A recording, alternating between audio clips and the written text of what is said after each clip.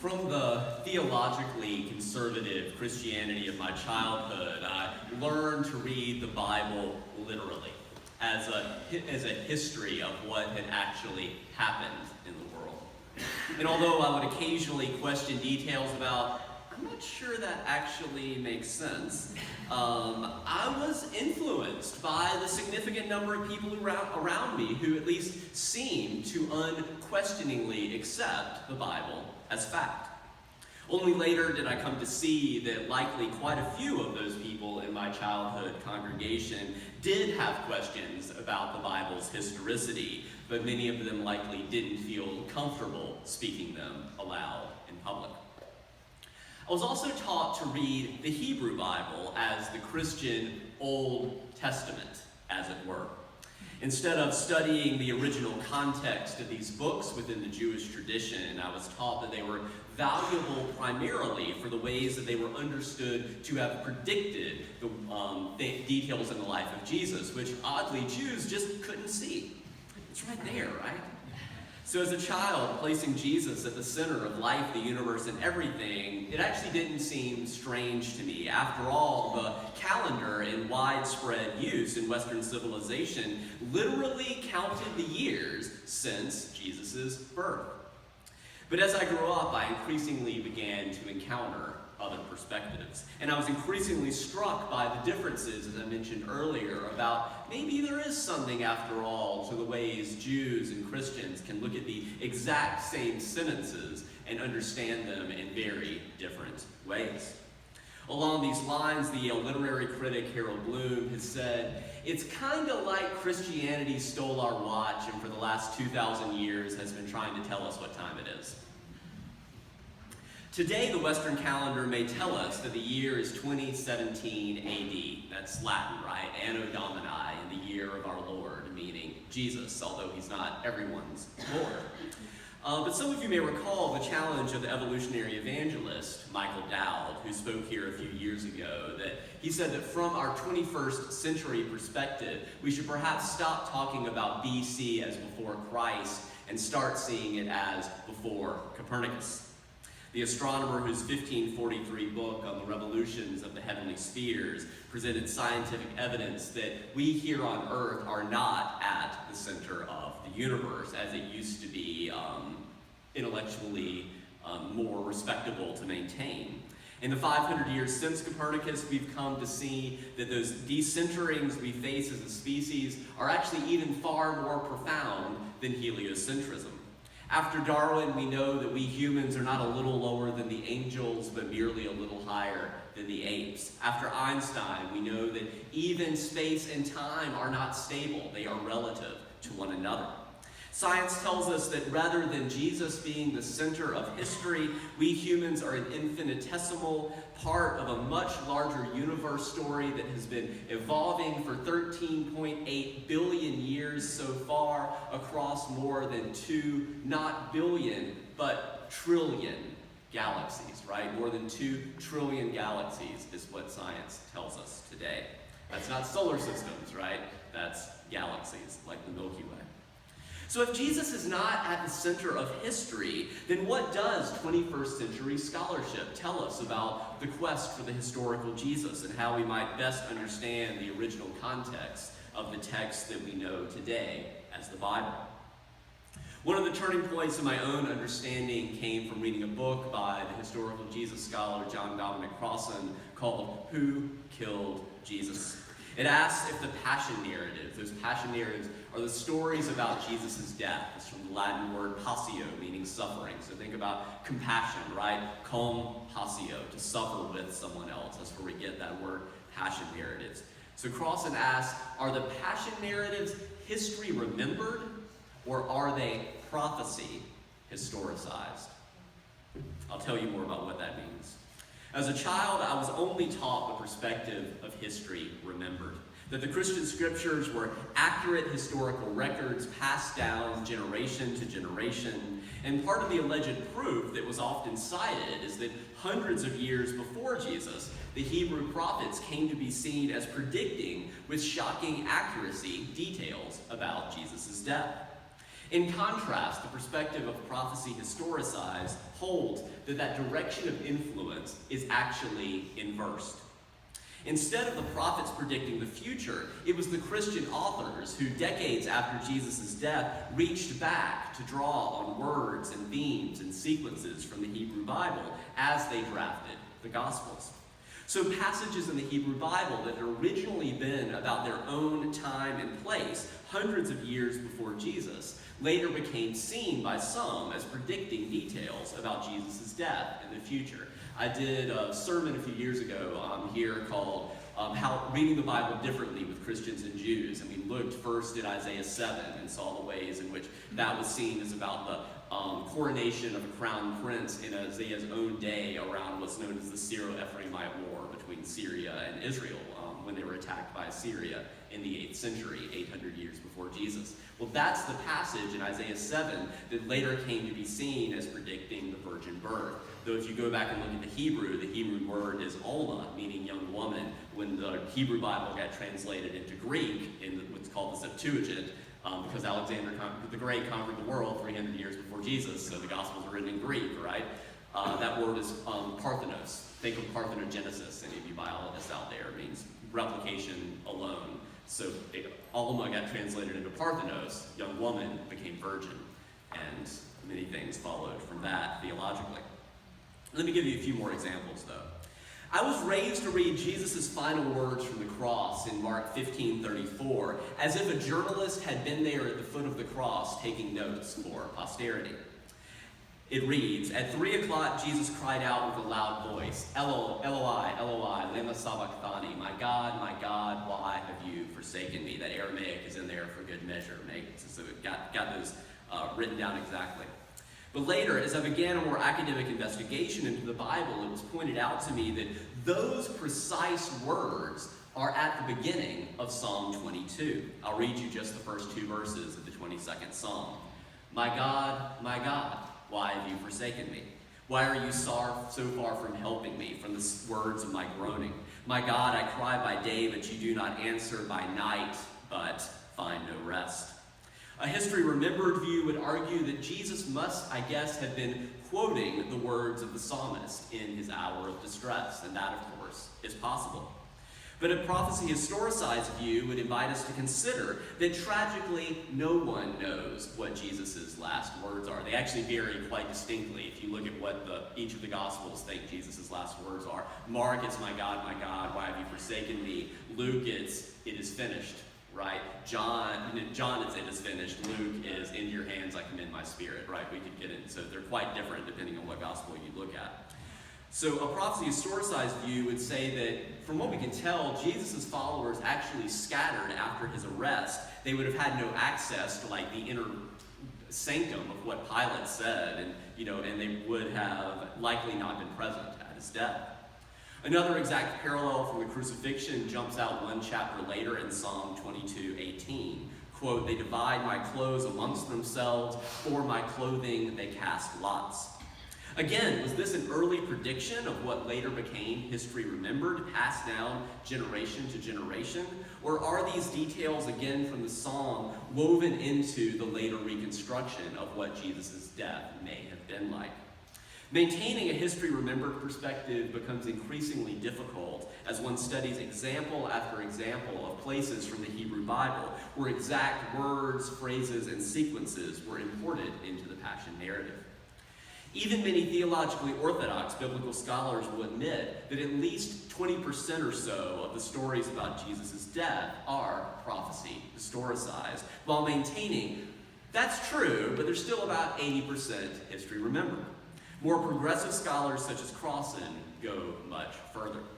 They are convinced that the Passion narratives are approximately 80% prophecy historicized and perhaps about 20% history remembered.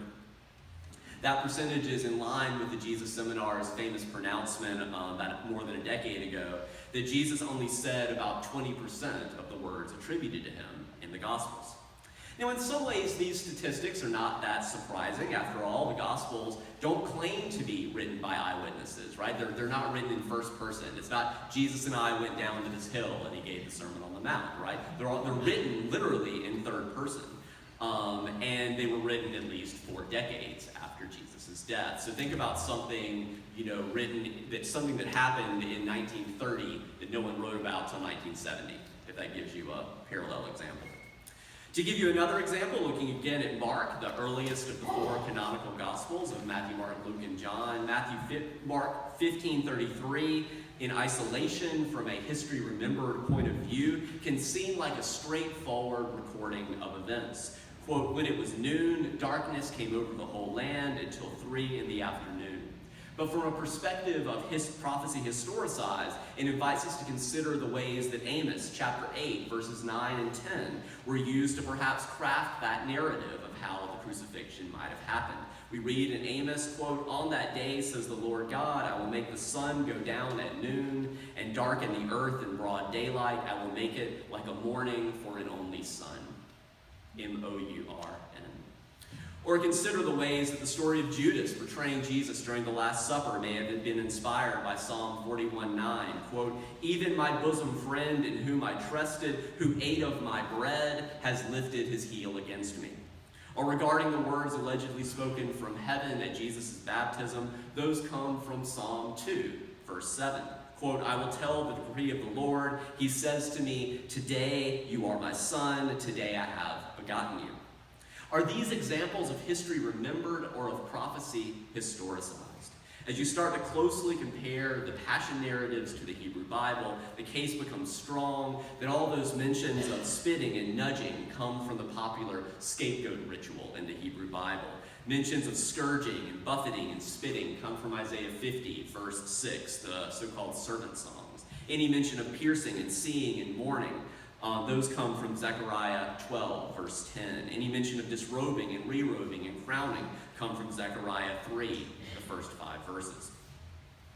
Crossan lays out these and many more examples in his book in ways that allow you to compare precisely how the earlier texts came to likely influence the later one. But hopefully the examples I have given give you a taste of that perspective. Crossan's book, Who Killed Jesus, is accessible and if you want to learn more. To give you a thumbnail sketch of how the canonical Christian Gospels of Matthew, Mark, Luke, and John came to be, Jesus died around the year 30. The earliest of the 4 Gospels, again, is Mark, written about 4 decades later. The next 2 are Matthew and Luke, written around 80, and then John, written 90 or later. If, instead of reading those 4 canonical Gospels sequentially, so instead of reading them all of Matthew and then reading all of Mark and then Luke and then John, if you read them comparatively, there are these things called gospel parallels that set the Gospels up in parallel columns. You can begin to notice trends like 80% of Mark's verses are reproduced in Matthew. 65% of Mark's verses are reproduced in Luke. And in both cases, Matthew and Luke, Mark has the worst Greek, so Matthew and Luke consistently correct Mark in ways that are idiosyncratic to their particular styles, their editorial styles.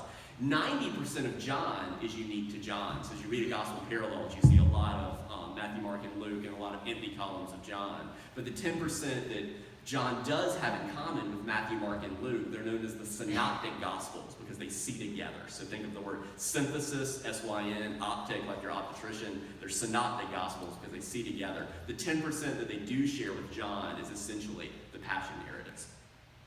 So as best scholars can reconstruct, both Mark and John independently had on their respective desks when they were writing a passion narrative source that is lost to us, an independently circulating source that told the story of Jesus' death.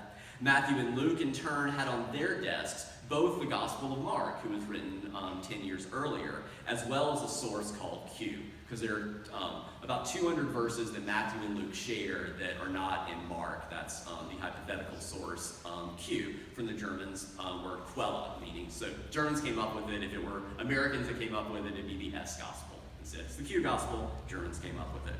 And a lot of people used to say Christians didn't write source Gospels. They didn't do just saying of Jesus, saying of Jesus, saying of Jesus with no miracles, with no birth story, with no resurrection story.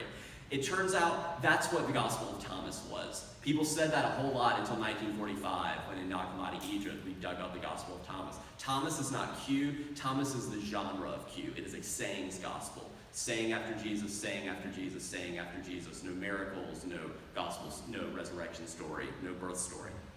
Another pattern you notice if you read the Gospels, not in the order they were written canonically, but chronologically, is that the later the Gospel was written, the earlier Jesus is declared to be divine, and the more divine he is declared to be. So in Romans, writing 3 decades after the historical Jesus, Paul wrote before the Gospel writers, Paul depicts Jesus as being exalted at his resurrection. A decade later in Mark, we see Jesus declared to be divine at his adult baptism.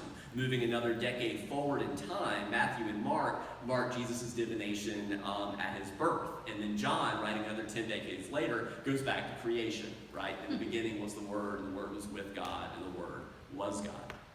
There's a similar but more pernicious trajectory that inspired Crossan's book titled Who Killed Jesus? Over the centuries, the accusations have grown increasingly loud that the Jews killed Jesus. And until really a few decades ago, people had sort of lost that, oh, Jesus was Jewish. People had actually sort of forgotten that. However, even if there was, in all likelihood, some Jewish collaborators with the Romans, ultimately, it is the Romans who killed Jesus.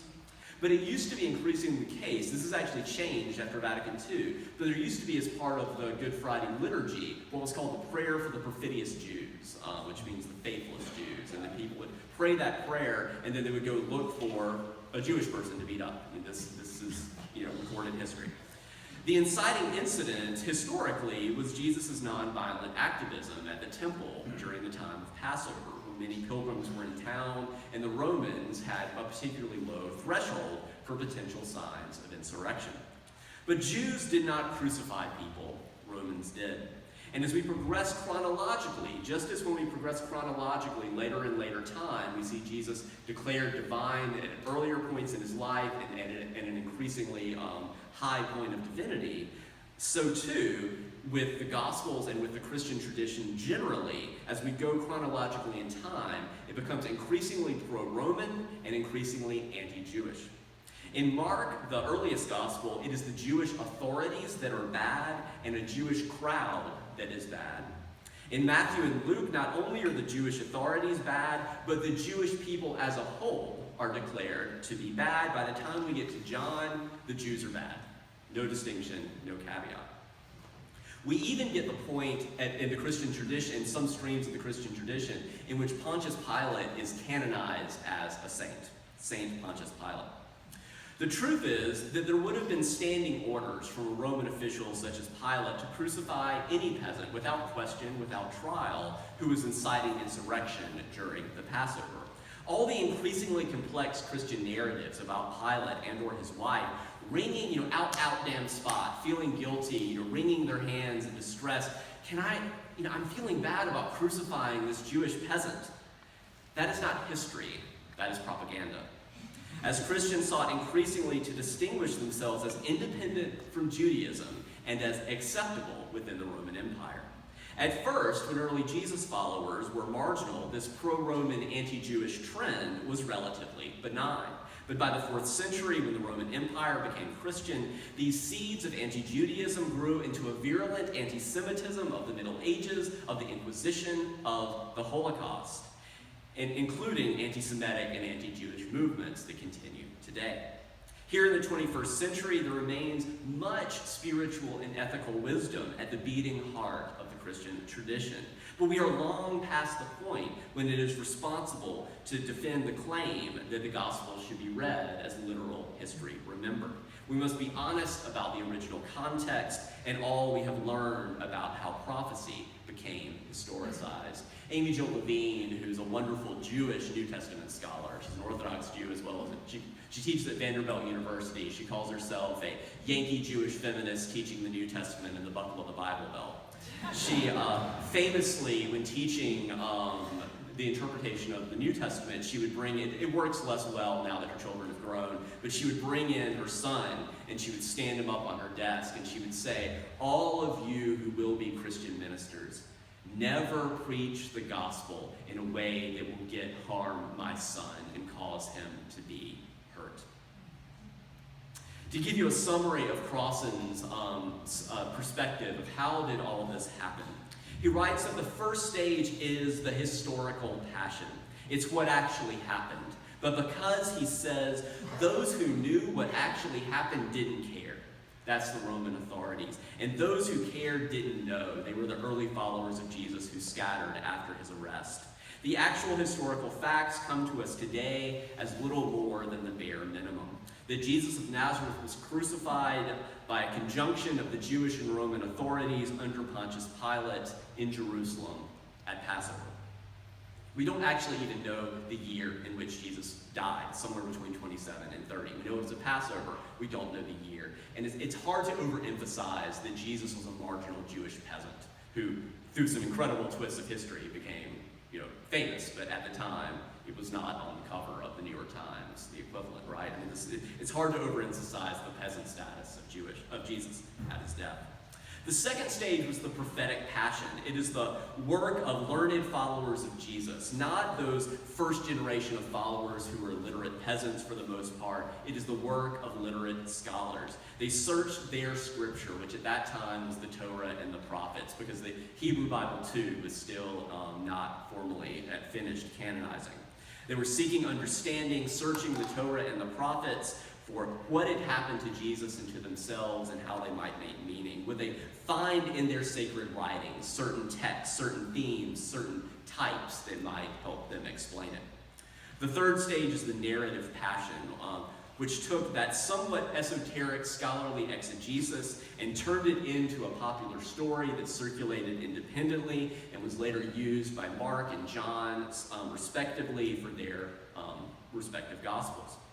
The fourth stage is what might be called the polemical passion, which claimed that that third stage of narrative was synonymous with the first stage of what actually happened in history. That cruel twist turned Jesus' mystical and prophetic reform movement within Judaism into a state religion that was anti-Jewish and pro-empire. In light of what we know about prophecy historicized, we can now see the absurdity of citing the Old Testament, so-called, as proof that the Gospels are history remembered. Of course, the narrative passion agreed in details with the prophetic passion. It had been quarried from its contents. So on this Easter Sunday, more than 2,000 years later, how do we still find, or how might we still find hope and transformation in the passion narratives? In many ways, our invitation is parallel to those second and third generation of Jesus followers. They searched their scriptures to better understand themselves and their situation, to create meaning in a way that might inspire a better life and a better world as best they knew how to do it. Too often, however, later generations have abdicated their responsibility. They have been content to unquestioningly perpetuate things that created meaning and community to one subset of people 2 millennia ago without asking if some of those things are obsolete and moot today. Instead, in the search for hope and transformation, the challenge to us, as it will be for each new generation and has always been, is to do our own work. To do what those path-breaking creative authors did, but in our own time and place. To draw from the sources of wisdom available to us from all the world's religions, balanced with the insights of modern science, in our own free and responsible search for truth and meaning. I invite you to carry that discernment into the singing of our hymn. As we sing these lyrics, notice, are there words, are there phrases? Sing with an intentionality. Are there words and phrases that particularly stand out to you? What wisdom from our UU source of the Jewish and Christian tradition particularly resonates with you today? Let's rise and body your spirit. Let's sing together hymn 276, O young and fearless prophet.